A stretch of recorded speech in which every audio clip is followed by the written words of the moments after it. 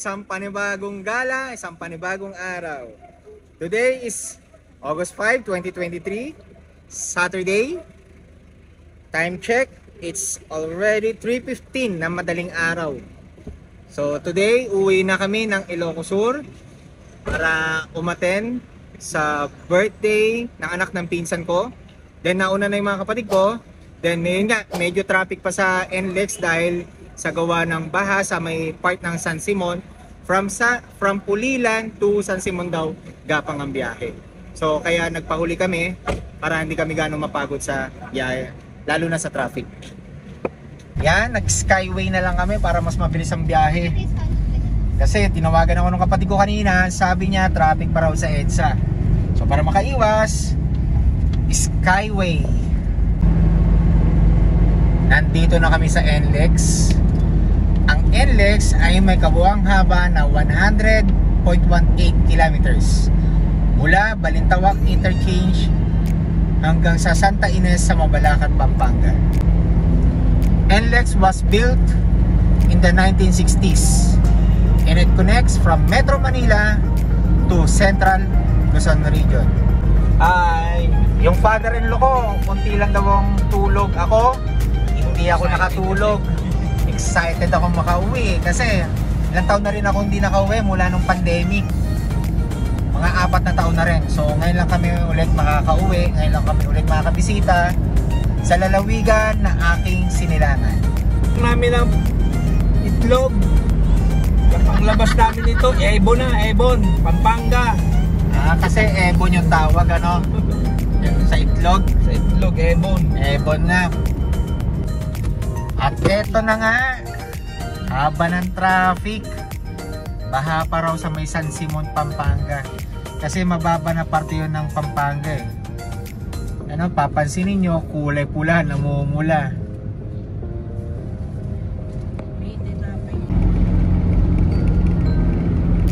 Welcome to T-Flex. Ang T-Flex o Tarlac, Pangasinan, La Union Expressway ay may kabuuang haba na 89.1 kilometers. Ito ay nagsisimula from Tarlac City at nagtatapos hanggang Rosario, La Union. Ang expressway na ito ay sinimulang noong January 27, 2010 at natapos noong year 2020. Time check, it's 5:30 in the morning at malapit nang sumikat ang haring araw.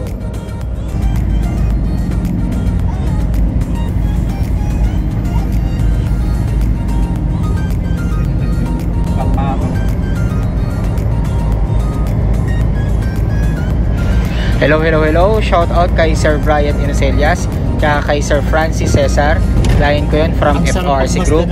At sa aking mga bayaw, kay Brian De Los Santos at kay Jeffrey De Los Santos.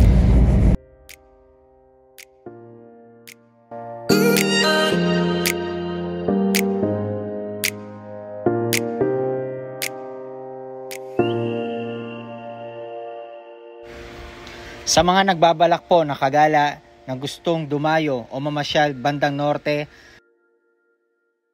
lalo na sa lalawigan ng La Union, Ilocos Sur at Ilocos Norte, may mga pwede po tayong sakyan na bus. Nandiyan ang Partas, Fariñas, Byron Transit, Dominion, Maria de Leon, Florida at Candon Bus Line.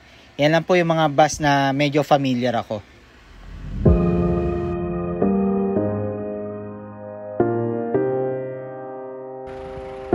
Unat muna kami saglit ng biyanan ko. Medyo kumikirot na ang tuhod namin eh. Ganda ng paligid. Yung mga puno, kulay green na green. So nandito pa rin kami sa T-Flex. Ayan ang aking biyanan. Mga 2.5 hours na lang makarating na kami ng Ilocos Sur. Ang season, ang huling bayan dito sa Pangasinan bago tumawid sa lalawigan ng La Union.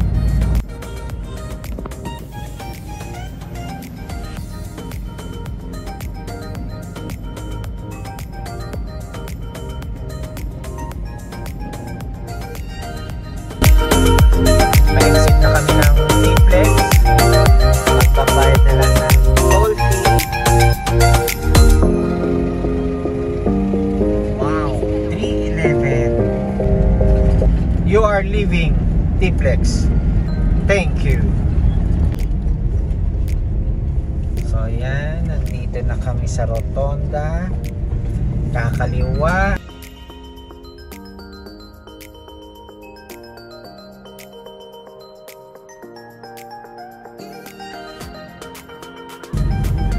Rosario. Ayan o, may tree house sila. Ang La Union ay kasama sa Region 1. Kasama ng Ilocos Sur, Ilocos Norte, at Pangasinan. Ang kapital ng La Union ay ang San Fernando City. At ang pangunahing hanap buhay ng mga lokal rito ay ang pangingisda at pagsasaka. Kilala rin ang La Union bilang surfing spots, lalo na sa bayan ng San Juan, La Union.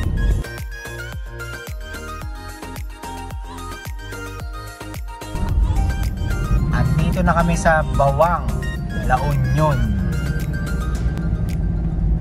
Ha? Dito may mga napansin kaming grapes picking. So tatry namin na pumunta sa isang farm ng grapes para bumili kahit 1 kilo lang. Matikman namin yung grapes ng La Union. Yan, may nakausap akong lokal. Susunod kami na lang sa kanya. Bus na raw pala dito. Sayang, ayan o. Malapit lang sana, malapit lang sa kalsada. Haggard na mukha. Wala pa akong ganong tulog. So, yun, may sinusundan lang kami isang motor. Maambon ba din? Maambon, hindi naman. Ano lang yan? Ihi ng ibon. Yun ang sabi ni Wancho. Ihi lang ng ibon. So, mag-grip speaking muna kami. Alam naman nila pag Ilocano, kuripot. Yan yung sinusundan naming tricycle na maghahatid sa amin sa farm ng grapes. So titikman namin kung matamis o mapakla. Tsaka first time namin mag pick ng grapes dito sa La Union. Madulas ang daan, dahan-dahan lang, baka madapa.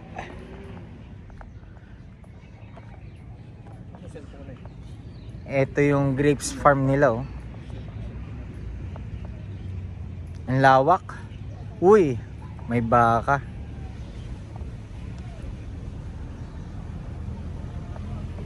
So hindi alam pa nung naghatid sa amin kung magkano per kilo. Tatawaran ko na lang. Tawad Ilocano. So ayan, natuwa ako kasi may nakita akong tubig. Ang linaw, oh. Oh, ang linaw ng tubig. Galing daw to ng bundok pababa dito. So ito yung ginagamit nilang pandilig. Natuwa ako sa tubig eh. Oh, sige na, pick na kayo dun. Naantay na tayo dun sa ano nila tito.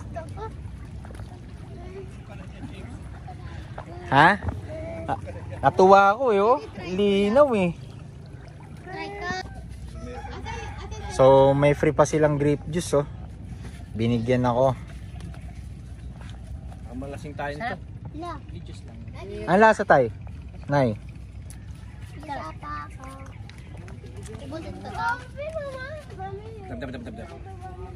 Kambing, oh. Hey, kambing, mi. Oh, may kambing. Pwede na yan sa dinakdakan. Sa papaitan. Sa kaldereta.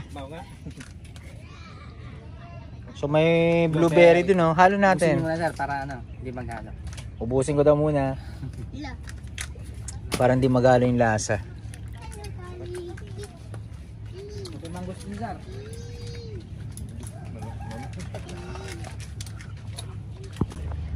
Anong daming grapes, oh. Doon ka, sir, para mas makapal din. Sige. Ilocano ak, makaawat ak Ilocano.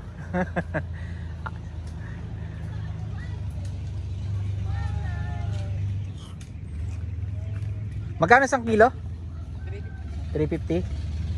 So 350 lang 1 kilo. Mamimitas ka na, makakatikim ka pa.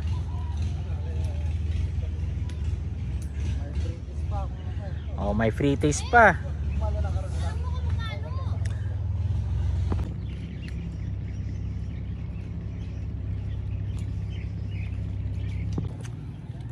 Ilang kilo na yan ay? Baka lumagpas tayo ha. Makalumagtas tayo ha. Wait lang. Wala tayo pambayad. Binahan ko na lalaki mo. Oo. Tatay! Tay!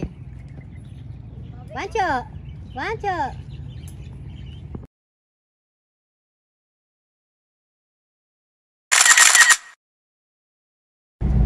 Nandito na kami sa San Fernando City, dito sa lalawigan ng La Union. Pero dadaan na lang kami ng bypass road kasi traffic sa city proper. Kanan na kami dito para iwas traffic.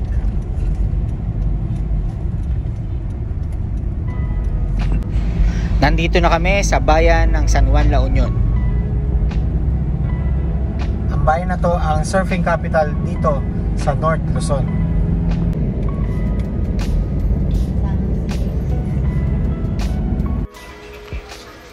May road repair works.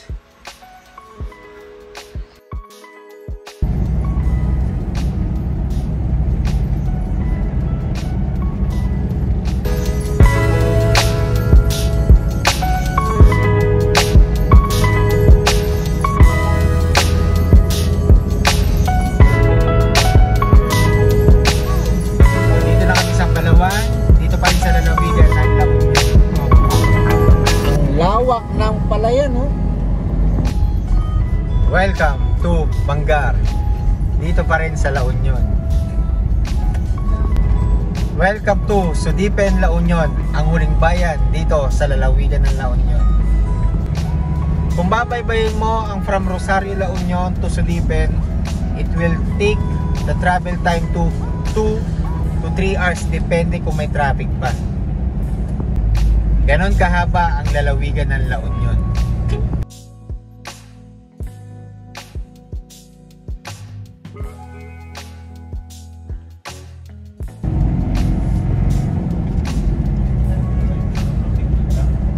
Ito na ang tulay na nagdudugtong sa lalawigan dito sa La Union at Ilocos Sur. Andiyan ang river. So kapag mahal ng araw, maraming naliligo dyan. Ngayon malabo lang dahil malakas ang ulan dito. In God we trust. Tagudinians. Tagudin ang unang bayan dito sa lalawigan ng Ilocos Sur. At yan, nakikita na natin ang welcome art. Welcome to the Heritage Province of Ilocos Sur.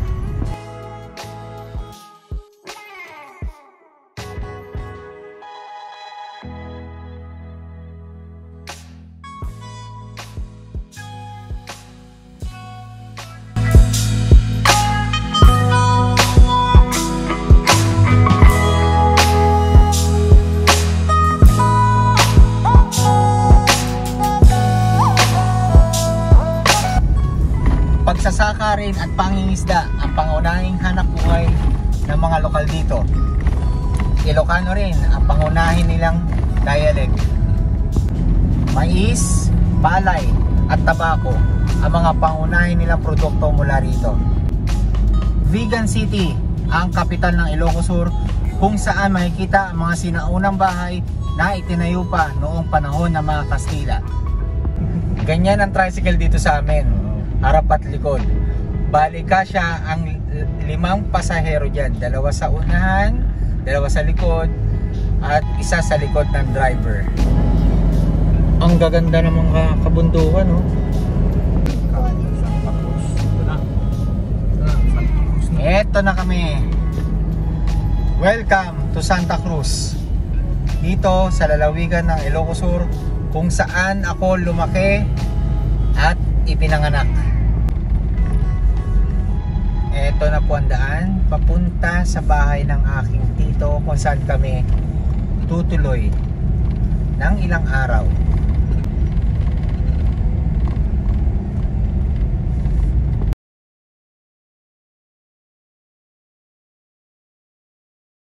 Welcome to Candalican.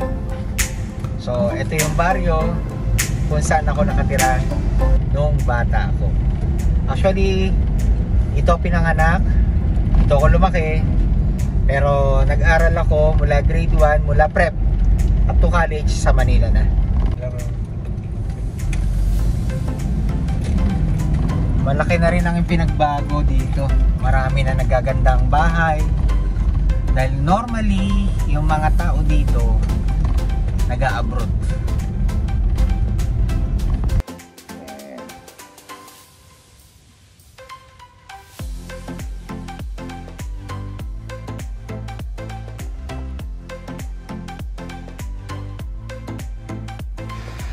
Ang sarap talaga umuwi dito sa probinsya na aking pinagmulan. Sariwang hangin, maririnig mo ang mga huni ng ibon, tilaok ng manok, kumain ng bunga ng kamatsili, kumain ng mangga, mga sariwang gulay, at mga sariwang isda. Mga ingay ng baka, paliligo sa malinis na ilog,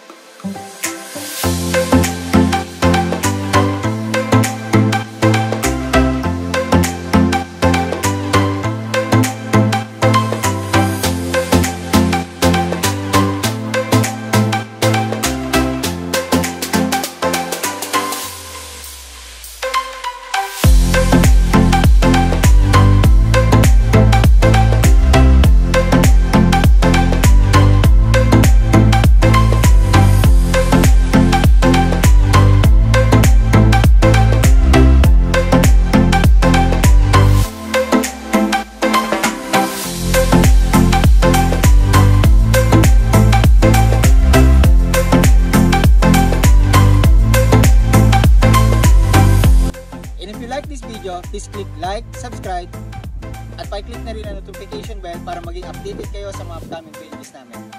Thank you, and God bless us all. And I'm Boyet, nandito ko sa Ilocos Sur, na nagsasabing, dumiskarte ng maigi, ng buhay ay bumuti.